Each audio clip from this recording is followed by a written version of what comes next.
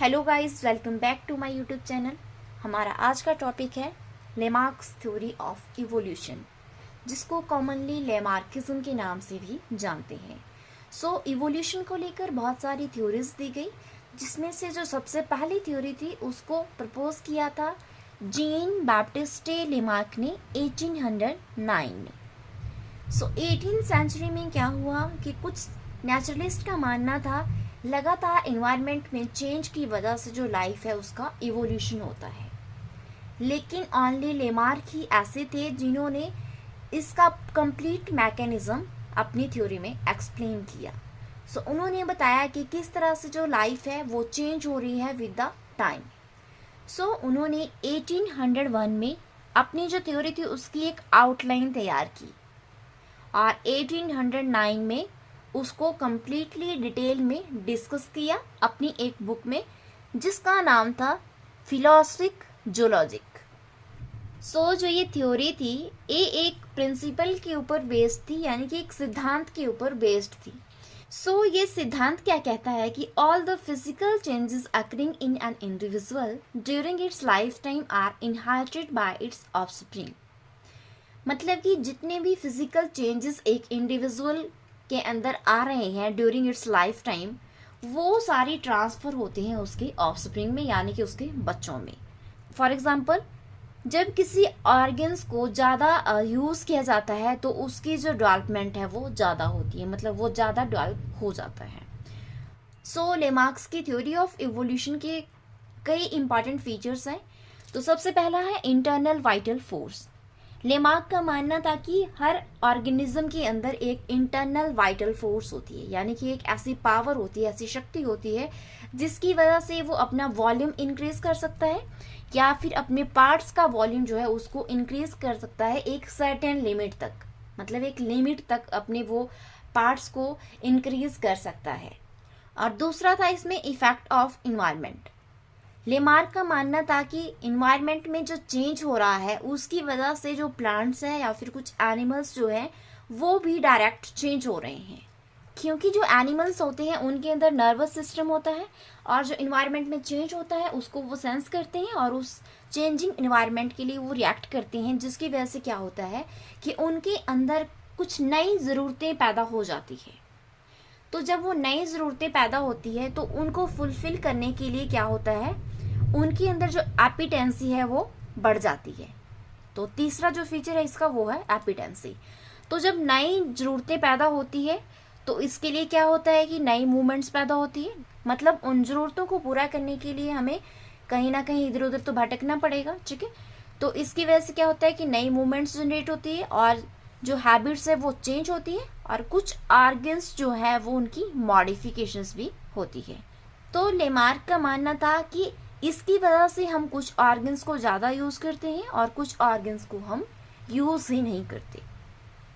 तो इसका next feature है use and disuse of organs. एपिटेंसी की वजह से हम जिन ऑर्गन्स को ज़्यादा यूज़ करते हैं वो ऑर्गन्स क्या होते हैं, वो उनकी ग्रोथ ज़्यादा होती है, वो हाईली डेवलप्ड हो जाते हैं और उनकी जो स्ट्रेंथ है वो भी बढ़ जाती है और वो ज़्यादा एक्टिव हो जाती है।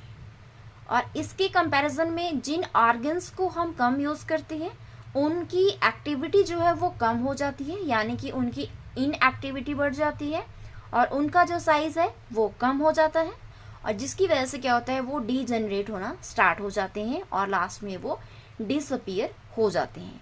तो इस वजह से जो एपिटेंसी है ये प्रभावित करती है एक इंडिविजुअल की फॉर्म को, उसकी डेवलपमेंट को और उसकी फंक्शनिंग को।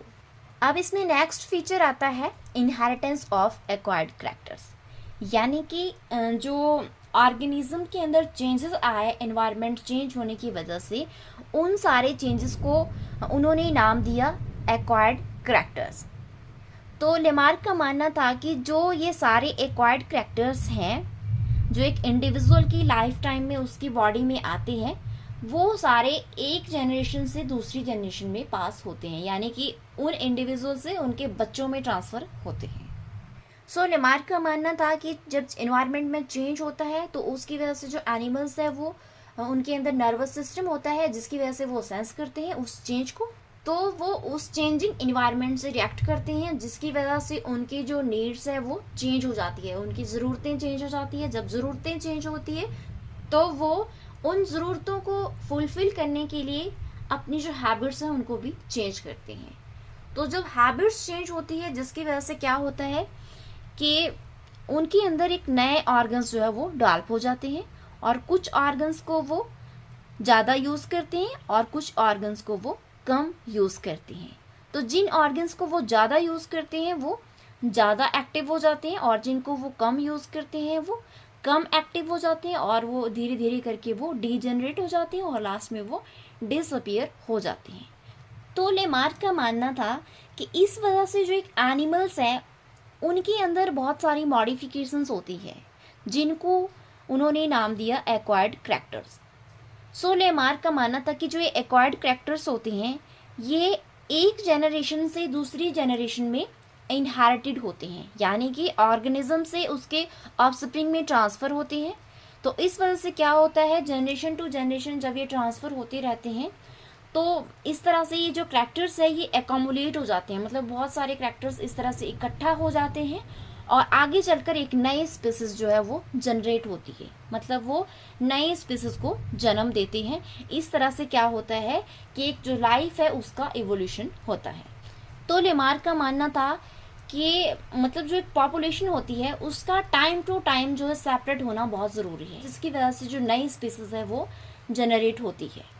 सो चलिए अब कुछ एग्जांपल्स देख लेते हैं जो सपोर्ट करते हैं लेमार्क्स थ्योरी ऑफ इवोल्यूशन को, यानी कि जो लेमार्किज्म को सपोर्ट करते हैं। तो सबसे पहला एग्जांपल है जिराफ।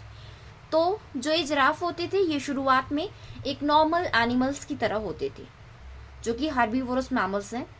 तो क्या हुआ कि एक टाइम ऐसा आया कि जो ग्राउंड लेवल पे जो ग्रास था उसकी कमी हो गई। तो ये जो जिराफ है इन्होंने अपनी भूख मिटाने के लिए, इनको घास तो चाहिए था, तो इन्होंने अपनी जो गर्दन है उसको फैलाना शुरू किया ऊंचे ऊंचे ट्रीज की तरफ। तो ऊंचे ट्रीज से घास को खाने के लिए इनको अपनी गर्दन को ऊंचा करना पड़ा, जिसकी वजह से क्या हुआ, इनकी जो नेक मसल्स है वो लंबी होती गई, और जब इनकी नेक मसल्स जो है वो स्ट्रेच हो गई तो इसकी वजह से इनकी जो गर्दन है वो लंबी हो गई। तो जब ये एक जनरेशन से दूसरी जनरेशन में ट्रांसफर हुआ कैरेक्टर, तो क्या हुआ, जो अगली जनरेशन में जिराफ पैदा हुए उनकी जो गर्दन थी वो लंबी थी, और उनका जो आगे का जो पोर्शन था यानी कि आगे के जो 4 लिम्स थे वो भी लंबे थे as compared to hind limbs, जिसकी वजह से जो जिराफ है इसका इवोल्यूशन हुआ। और ये सपोर्ट करता है लेमार्क्स थ्योरी ऑफ इवोल्यूशन को, क्योंकि उसमें बताया गया है कि जिन ऑर्गन्स को हम ज़्यादा यूज़ करते हैं वो ज़्यादा एक्टिव हो जाते हैं, वो ज़्यादा डेवलप हो जाते हैं। अब दूसरा एग्जाम्पल इसमें आता है एक्वेटिक बर्ड्स। तो जो एक्वेटिक बर्ड्स होते हैं ये शुरुआत में टेरेस्ट्रियल बर्ड्स ही होते थे, मतलब ये धरती पर ही रहते थे। लेकिन क्या हुआ कि धरती के ऊपर जो है फूड की कमी आ गई। तो जब धरती के ऊपर फूड की कमी आई तो इनको अपने फीड को पूरा करने के लिए पानी में घुसना पड़ा। तो जब ये पानी के अंदर चले गए और वहां पे स्विम करने लगे तो इनके जो पंजे थे उनके अंदर इस तरह से वेब की फॉर्मेशन हो गई। जिस तरह आपने देखा होगा कि जो फ्रॉग होता है उसके जो पैर होते हैं उसके बीच में स्किन होती है, बोन्स के बीच में, मतलब उसकी जो फिंगर्स होती है वो आपस में कनेक्ट होती है with the help of skin. तो जो वो स्किन होती है जो एक नेट सा बना लेती है, एक नेटवर्क फॉर्म करती है, उसको बोलते हैं वेब। तो इसकी वजह से जो एक्वेटिक बर्ड्स है इनके अंदर वो वेब की फॉर्मेशन हो गई, जिसकी वजह से ये टेरेस्ट्रियल से एक्वेटिक बर्ड्स के रूप में चेंज हो गई। नेक्स्ट इसमें एग्जाम्पल आता है केव ड्वेलर्स। सो जो ये केव ड्वेलर्स थे इनकी जो आई साइट थी पहले वो नॉर्मल होती थी, मतलब जो गुफाओं के अंदर रहते हैं एनिमल्स उनको हम बोलते हैं केव ड्वेलर्स। तो पहले इनकी जो आई साइट थी वो नॉर्मल होती थी, लेकिन इनका लगातार एक अंधेरी कंडीशन में रहना, एक डार्क कंडीशंस के अंदर रहना, तो इसकी वजह से अपनी जो आईज थी इनको ये कम यूज करते थे। तो जब इनकी आईज का कम यूज हुआ तो उसकी वजह से क्या हुआ, धीरे धीरे इनकी जो आई साइट है वो कम होती गई और लास्ट में इनकी जो आईज है वो लॉस्ट हो गई। तो ये भी एक एग्जाम्पल है जो लेमार्क्स थ्योरी को सपोर्ट करता है, क्योंकि उसमें बताया गया है कि जिन ऑर्गन्स को हम यूज नहीं करते हैं लंबे समय तक वो धीरे धीरे जो है वो अपना काम करना छोड़ देते हैं, वो इनएक्टिव हो जाते हैं और धीरे धीरे चलकर आगे वो डिसअपीयर हो जाते हैं। सो नेक्स्ट एग्जाम्पल देख लेते हैं, स्नेक्स। तो जो स्नेक्स हैं, इनके जो एंसेस्टर होते थे वो लिजार्ड की तरह हुआ करते थे, जिनके अंदर लिम्स डाल्प थे, मतलब कि जिनके अंदर टांगे हुआ करती थी छोटी छोटी, ठीक है। तो क्या हुआ, जो स्नेक्स है ये अपने एनिमीज से बचने के लिए जो है वो ब्यूरो के अंदर रहने लगे। ब्यूरो आपने देखा, जो मिट्टी में एक छेद सा बनाते हैं ये, जो सांप वगैरह होते हैं उसको हम बोलते हैं ब्यूरो, ठीक है। तो उस ब्यूरो के अंदर ये रहने लगे, जिसकी वजह से जो इनके जो लेग्स है, इनके जो लिम्स है वो कम यूज होने लगे। मतलब इनको उस ब्यूरो के अंदर घुसने के लिए टांगों का यूज तो करना नहीं पड़ता था, तो ये क्रॉलिंग के प्रोसेस से ही उसके अंदर घुसते थे। तो जिस वजह से क्या हुआ कि इन्होंने अपनी टांगों का यूज करना कम कर दिया और वो धीरे धीरे जो है वो डीजेनरेट हो गई और लास्ट में वो डिसअपियर हो गई, जिसकी वजह से जो स्नेक्स है आज के टाइम में वो लिम्बलेस होते हैं। तो ये भी एक एग्जाम्पल है जो सपोर्ट करता है लेमार्क्स थ्योरी को, क्योंकि इन्होंने अपनी टांगों का यूज नहीं किया तो वो धीरे धीरे डिसअपियर हो गई। तो नेक्स्ट एग्जाम्पल हम देख लेते हैं, फ्लाइटलेस बर्ड्स। फ्लाइटलेस बर्ड्स क्या होते हैं, ये वो बर्ड्स होती हैं जो इनके जो एंसेस्टर होते थे उनके अंदर पावर होती थी उड़ने की। तो क्या हुआ कि जिस एरियाज में ये रहते थे वहां पर जो इनके एनिमीज है वो धीरे धीरे डिसअपियर होना स्टार्ट हो गए, मतलब वो खत्म हो गए। तो जिसकी वजह से इनको कोई डर नहीं रहा और वहां पे इनको फूड भी बहुत ज्यादा अमाउंट में मिलने लगा।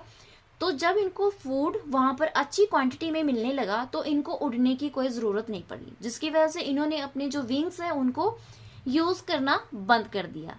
तो जब इन्होंने विंग्स को यूज करना बंद कर दिया तो क्या हुआ, धीरे धीरे इनकी जो मतलब पावर थी उड़ने की वो खत्म हो गई, जिसकी वजह से आज ये जो बर्ड्स है ये उड़ नहीं पाते, इसलिए इनको फ्लाइटलेस बर्ड्स बोलते हैं।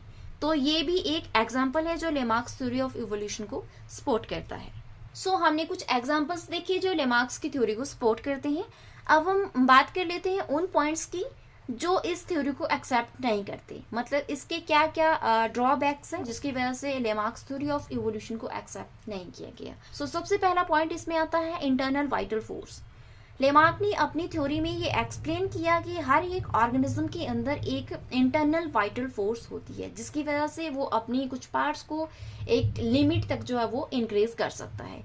लेकिन ये इंटरनल वाइटल फोर्स कौन सी होती है इसको वो एक्सप्लेन नहीं कर पाए, जिसकी वजह से इस थ्योरी को एक्सेप्ट नहीं किया गया। और नेक्स्ट पॉइंट इसमें आता है एपिटेंसी, यानी कि अभिलाषा। तो इन्होंने बताया कि जब नई जरूरतें पैदा होती है तो उसके लिए नई अभिलाषा पैदा होती है। तो उस अभिलाषा, उस एपिटेंसी को फुलफिल करने के लिए जो एनिमल्स है उनके अंदर क्या होता है, नए ऑर्गन्स जो है वो डेवलप होते हैं और जो है नई हैबिट्स जो है वो पैदा होती हैं। तो ये जो सारी चीजें थी ये टोटली अनसाइंटिफिक थी। और नेक्स्ट इसमें रीजन आता है कि इन्होंने बताया था कि न्यू ऑर्गन्स जो है वो डेवलप होते हैं जब नई जरूरतें पैदा होती है, मतलब नई जरूरतों को फुलफिल करने के लिए नए ऑर्गन्स की डेवलपमेंट होती है। इसकी वजह से भी जो लेमार्क की थ्योरी थी उसको एक्सेप्ट नहीं किया गया, क्योंकि ऐसा नहीं होता है, नए ऑर्गन्स जो है वो पैदा नहीं हो सकते एक ऑर्गेनिज्म में। और फोर्थ इसमें पॉइंट आता है इनहेरिटेंस ऑफ एक्वायर्ड कैरेक्टर्स। तो जैसा कि लेमार्क ने अपनी थ्योरी में बताया कि एनवायरनमेंट चेंज होने की वजह से क्या होता है, नई ज़रूरतें पैदा होती है। तो नई ज़रूरतें पैदा होती तो उन ज़रूरतों को पूरा करने के लिए जो एनिमल्स हैं, मतलब जो उनके अंदर क्या होता है, नए ऑर्गन्स पैदा होते हैं, नए हैबिट्स पैदा होते हैं, मतलब कुछ मॉडिफिकेशंस होती है। तो वो सारे जो चेंजेस है उनको उन्होंने एक नाम दिया एक्वायर्ड कैरेक्टर्स। तो उनका मानना था कि ये जो एक्वायर्ड कैरेक्टर्स है ये इनहेरिटेड होते हैं एक जनरेशन से दूसरी जनरेशन में, यानी कि जिन इंडिविजुअल्स के अंदर ये कैरेक्टर्स एक्वायर हुए हैं वो इन कैरेक्टर्स को अपने बच्चों में ट्रांसफर कर सकते हैं, जो कि टोटली इनवैलिड पॉइंट था। ठीक है, तो आप खुद सोच सकते हैं कि जैसे कि एक बॉडी बिल्डर है, उसने अपनी पूरी लाइफ में जो एक्सरसाइज करके अपनी बॉडी को डेवलप किया, लेकिन जो उसका बेबी है वो एक नॉर्मल बेबी पैदा होता है, ऐसा नहीं कि वो बॉडी बिल्डर पैदा होगा, क्योंकि जो एक्वायर्ड कैरेक्टर्स होते हैं ये मोस्टली इन्फ्लुएंस करते हैं सोमेटिक सेल्स को, जबकि जो ये इनहेरिटेंस का काम है ये जर्म सेल्स करते हैं। तो जो एक्वायर्ड कैरेक्टर्स है ये जर्म सेल्स में नहीं होते, इसलिए जो जर्म सेल्स है वो अनअफेक्टेड रहते हैं, जिसकी वजह से क्या होता है कि जो एक्वायर्ड कैरेक्टर्स है ये दूसरी जनरेशन में ट्रांसफर नहीं होती, क्योंकि जो जर्म सेल्स है वो इनहेरिटेंस का काम करती हैं। तो ये थे कुछ पॉइंट्स जिसकी वजह से जो ये थ्योरी ऑफ इवोल्यूशन है लेमार्क की, इसको एक्सेप्ट नहीं किया गया। सो अगर आपको मेरी वीडियो पसंद आई हो तो मेरी वीडियो को लाइक करना, मेरे चैनल को सब्सक्राइब करना और वीडियो को ज़्यादा से ज़्यादा शेयर करना। Thank you for watching.